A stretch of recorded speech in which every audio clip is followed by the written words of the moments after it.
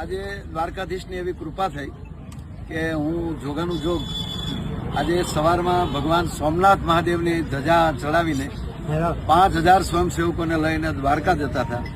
તો રસ્તામાં લોઢવા ગામ એટલે સોમનાથની નજીક આમ ગણીએ તો થાય એટલે કોડીનારની પાસે ત્યાંથી એટલે 265-70 કિલોમીટર લોઢવાથી દ્વારકા થાય. તો જો આ દ્વારકાધીશની કૃપા અમારે આવતીકાલે અમે 5000 સ્વયંસેવકો લઈને નીકળ્યા છીએ ને સોમનાથની ધજા ચડાવી અને આવતીકાલે એટલે કે 10 તારીખે સવારે દ્વારકાધીશની ધજા છે.